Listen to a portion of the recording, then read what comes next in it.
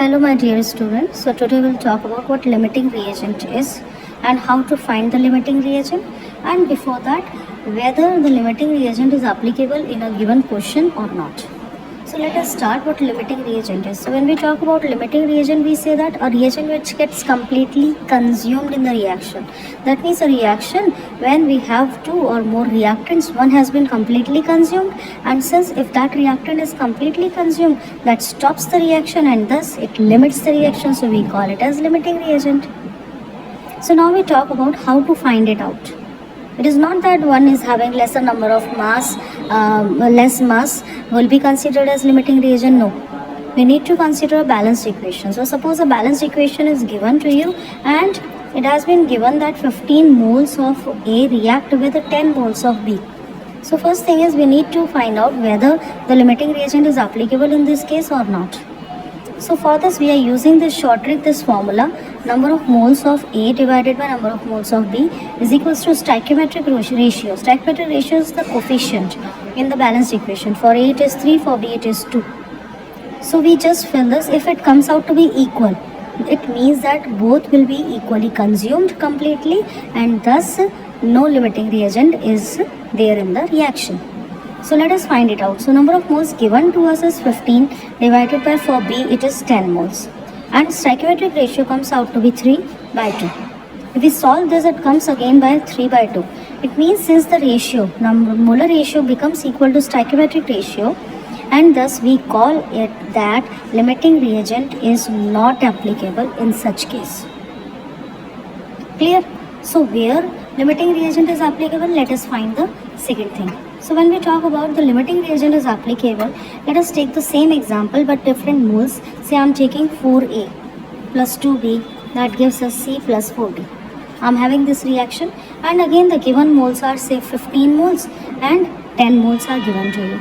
So in this case when we talk about the molar ratio and stoichiometric ratio, so that comes out to be Na by Nb is equals to SRA by SRB.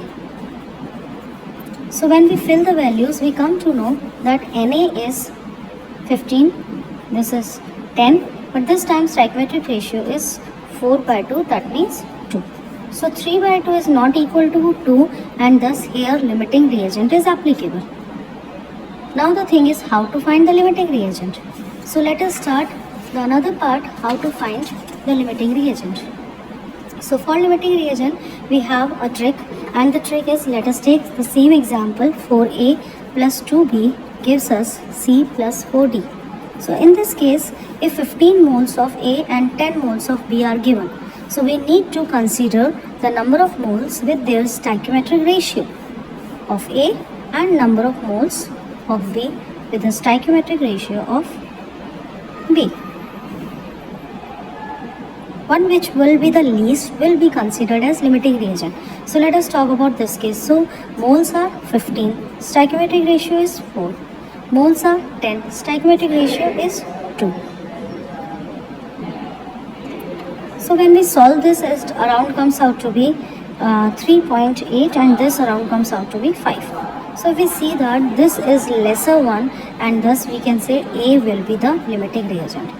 So this is stoichiometric ratio with the moles, one which is least will be the limiting reagent.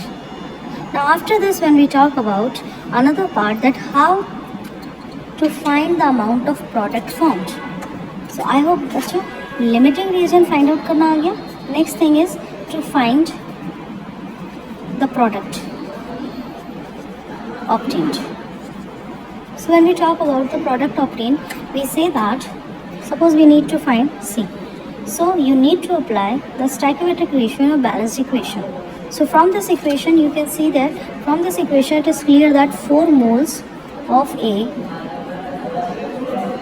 will produce 1 mole of C. But in the question it is given 15 moles. So 1 mole of A will produce 1/4 moles of C.